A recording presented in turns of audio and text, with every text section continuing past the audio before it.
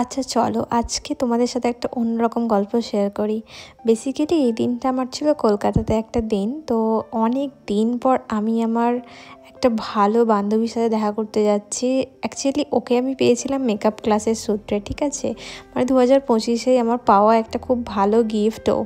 মানে এত একটা ভালো মনের মানুষও, সত্যি মানে আমার কিছু বলার নেই ওকে নিয়ে। স্পেশালি যতই কিছু বলি না সব কিছুই কম পড়বে ওকে কমপ্লিমেন্ট দেওয়ার জন্য। যাই হোক, ও খুব ভালো একজন ডান্সার। অনেক দিন পর ওর সাথে আমার দেখা, প্রায় 7-8 মাস পর, মানে যবে থেকে ক্লাস শেষ হয়েছে তারপর ওর সাথে আমার দেখা নেই। ফোনে কথা হয় বাট দেখা হয় না। ওরও কাজ থাকে আর আমারও কাজ থাকে। তো একদিন মিট করলাম ফ্রি হয়ে দুজনেই, আর দিনটা ছিল আমার জন্মদিনের ঠিক আগের দিন। তো যাই হোক, আমি ব্রেকফাস্ট করতে গেছিলাম বাট ও আমার জন্য ওয়েট করেছিল, সেটার জন্য আমি খুবই দুঃখিত।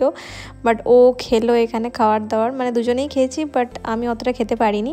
দুটো মেয়ে যখন একসাথে মিট করে তখন খাওয়া দাওয়ার থেকে গল্প বেশি হয়, আর আমাদের ক্ষেত্রে ব্যতিক্রম সেটা নয়, আমরা গল্পই বেশি করেছি। তো খাওয়া দাওয়া কমপ্লিট করার পর আমরা একটু বেরিয়েছিলাম স্প্ল্যানেডের দিকে। অ্যাকচুয়ালি স্প্ল্যানেডেই আমরা গিয়েছিলাম বেসিক্যালি।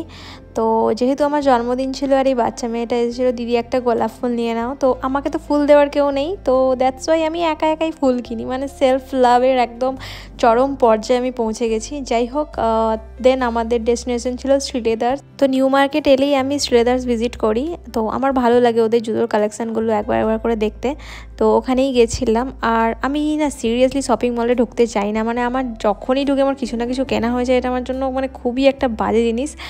তাও আর কি ওই আর কি বার্থডে শপিং যেটা হয়, ওখানে গিয়ে জুতো দেখার বদলে আমি এখানে ব্যাগ দেখতে বসেছিলাম। আর এই যে মেয়েটাকে তোমরা দেখতে পাচ্ছ, এই যে অসভ্য একটা মেয়ে, ও আমাকে এখানে গিফট দিতে বসেছে, বলছে তোকে কিছু না কিছু কিনতেই হবে। তো আমরা দুজনকে গিফট দিয়েছি, আর ওরও জন্মদিন 1-2 মাস আগে গেছে, তোকেও আমি কিছু দিয়েছিলাম, ও আমাকে দিয়েছে।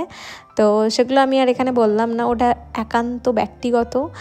তো চলো, আমাদের তো ঘোরাফেরা সব কমপ্লিট, আর ওকে সি অফ করলাম। দেন আমি আমার বাড়ির দিকে চললাম, ওর বাড়ির দিকে।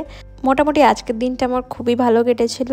আর তোমাদের সাথে অনেকদিন পর আমি ভিডিওটা আপলোড করলাম, কারণ মাঝখানে আমি খুবই একটু ব্যস্ত ছিলাম। তো আজকের মতো এখানেই, নেক্সট কোনো ব্লগে আবার দেখা হচ্ছে। So by.